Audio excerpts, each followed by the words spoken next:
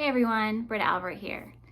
If this is your first time here, I'm a spiritual life coach. It's my goal for this channel to help you overcome the obstacles that are standing in the way of you living your best and most authentic life.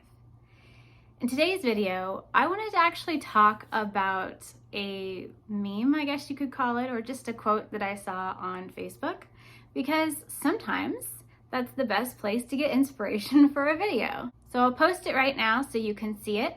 But what the post says is, "The do what makes you happy culture is so toxic to Christians. We are not called to do what makes us happy. We're called to do what glorifies God. Christianity isn't always sunshine and happiness. It's hard work and dedication to Him, not us. Do what glorifies God." Now, am I going to be spending this video picking on Christians and tearing apart Christianity and everybody who passionately believes that within themselves? No, I don't need to do that. That's not what I'm here for. That's not what this channel is about. But me having grown up within the church, I feel that there's an obligation to speak up for my beliefs and to give a different perspective. Now, this video, it's not for those who are fully believing in that message. If you are one where you're like, yes, I fully believe in that, and to do anything that makes me happy is not glorifying to God, then go ahead and leave this video, because this is not for you. This is not meant for you. I'm not trying to change anybody's mind, but I am going to share what my beliefs are and my opinions on this are. One of the things that frustrates me about messages like that is that it's only taking in one minority perspective, and that is the perspective of immaturity. For the do what makes you happy culture, which isn't actually a culture, just something that is starting to become more mainstream that people are talking about, because we're starting to let go of these old patterns and old belief systems and old paradigms that we are not worthy of the things that make us happy, or imposter syndrome that holds us back from the things that we want in life. This is why it's becoming more prevalent. We spent all of 2020 pretty much in a lockdown. It gave a lot of people a lot of time to look at their life, reevaluate, reinvent themselves, and decide what they want to do and who they want to be moving forward. What if you were somebody who was in a toxic relationship and you were stuck with your partner, or in a physically abusive relationship or an emotionally abusive relationship? So when we look at this do what makes you happy culture as toxic to Christians, whatever that even means, what that is actually saying is deny yourself, continue to deny yourself, which is, as a female, even more triggering for me, because from birth we're literally taught to deny every part of ourselves, because we're meant to be pure and then sexy at the same time. But we're sexualized by adults and men, but yet we're not allowed to be. But we need to be pretty and ladylike, but then also cover up so nobody sees you. It's mixed messages all around the board. So when I see things like that this is toxic to Christians, this is toxic to Christianity, I just want to call that out and say, why? What about this is so toxic to you? What about this is so terrifying? What about this are you afraid that you're not trusting within yourself that you have the capability of not hurting somebody else? What is it about yourself that you feel like you're going to do that's not glorifying to God? If you want to use that terminology, if you want to look at it from that paradigm, there's something that you don't trust within yourself that has nothing to do with other people doing what makes them happy. It not only creates division within society, within culture, but also within the church. I saw this before this was even a trend, right? Growing up and having my parents be divorced, half of the church said that my mom was going to hell because she divorced and remarried. Half of the church said that no, she was fine. Who's right? This idea of doing what makes you happy is no different than following your gifts, following your passion. To look at it through the lens and say that it's toxic, again, it's only looking at in the lens of immaturity. When you're looking at self-serving people, when you're looking at self-gratification for somebody who does not care about hurting others in the wake of what they want for themselves. Sometimes that's just the way. Sometimes that has to be the way, and you can't tread gently in everything that you do in this life. If you know that you have a passion for writing, but your family's not supportive of it, and you pursue your dream anyway, how is that not glorifying to God? There's nothing that you can do in this life that everybody in the world is going to be in agreement with you. There will always be those who disagree with you. You have to decide within yourself what you're willing to live with. If you walk away from an abusive relationship, don't you think you're going to break that person's heart, or they're going to cry, or they're going to blame you, or the family's going to blame you, and somehow, just like with all abusive relationships, you're going to be the villain. It's going to be your fault. How is that not glorifying to God to leave that situation, right?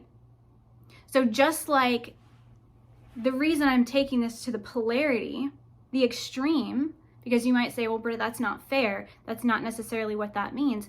But what does it mean? What is causing such a response from the Christian community to have such a strong feeling to call it toxic? Because again, it's looking at it through the lens of self-gratification, self-serving. What it means to look at it through, which is actually in alignment with a lot of the things that they're supposed to preach, that they're supposed to live by, is looking at that do what makes you happy culture through the lens of boundaries, through the lens of self-love, through the lens of self-care, through the lens of healing, personal growth, and development. It's not a free-for-all where you just go and you do all the drugs that you want, and you date all the people that you want, and you lie about everything, and you don't care who gets hurt. That's immaturity. And that can happen anywhere. Yes, it can happen in the spiritual community. It can happen in the Christian community, and does. It can happen in the atheist community. It can happen everywhere, and it does. It's not a free pass to go murder somebody just because that makes you happy. Those people are psycho. Those people are not healthy. That's not what this is for. To do what makes you happy, to move in a direction that makes you happy, is to live in fulfillment. If we as human beings don't live in fulfillment, we die. We suffer from depression. We suffer from anxiety. We commit suicide. We just die inside and wait until our actual death. We become bitter. We become angry. We become judgmental. Sounds familiar. Again, I'm going to state this because I know it's going to come up for people who aren't listening. This is not an attack on Christians. This is addressing something very specific that I saw, and I want to show a different way to look at it. Why do we do this? Why do we pursue the things that make us happy? If you're watching this in North America, this is the American way, right? The pursuit of happiness. It worked back then. It was glorified back in the 50s. Why is it so toxic to Christianity now? I don't understand why such extremes exist, and I know it's not everybody. But it broke my heart when I read that. Because it wasn't just I found that on the internet in some extremist group.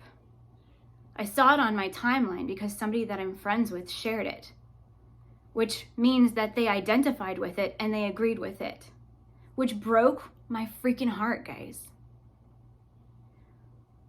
It's not about being selfish and self-serving. It's about self-care. You get out of abusive relationships. You get out of toxic situations. You leave that place of work that is stealing your joy and you find somewhere else, but you do it safely and you do it in a way that makes sense. Sometimes you just gotta run. Sometimes you just gotta burn those bridges, but you do that for your safety or the safety of others who might be with you. The whole do what makes you happy culture is to give your life purpose and meaning so that you can impact this world, so that you can leave a legacy, so that someday when you're on your deathbed, you're looking back and you're not full of regrets.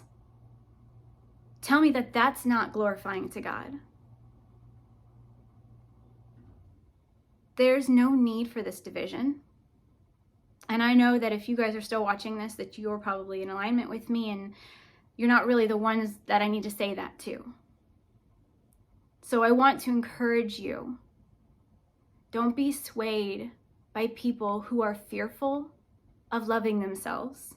Don't be swayed by people who are fearful of what's going to happen if they're kind to themselves, or what's going to happen if they get out of a marriage that they're miserable in, or what's going to happen if they leave this job that gives them financial stability but steals their soul as the cost. They have things they need to heal, and there's nothing you can do for them but love them and continue to heal yourself and be on your own journey. That's all that we can do. If you want to change this world and you want to see the world that you dream of, you want to see unity, it starts here. It starts with you, within yourself, looking at these paradigms, looking at these belief systems, looking at these agreements that we made as children because our parents didn't know any better. They did the best they could. They gave us their best, whatever that looks like, or your guardians, or whoever raised you, whatever happened. We have work to do, and I want to encourage you that it's okay to do what makes you happy, but you do it in a way with integrity. You do it in a way with honesty, which requires great courage. And if you're not able to do the things that you love with integrity and honesty, then there's more work to be done within you, and that's okay. I love you guys. If you have not had a session with me before and you would like to, because again, I'm a coach, down below in the description is a link to my calendar. Go ahead and click on that. Pick out a time that works best for your schedule. I would love to connect with you. If this sparks something and you need help on how to love yourself, how to move forward in this, or how to forgive yourself so that you can let go of the judgments of loving yourself, of being happy, or anything that you want to talk about, go ahead and click that link. Let's set up a time to talk. It's free if it's the first time that we have ever met. I love you guys, and I hope you have a great day. I'll see you soon.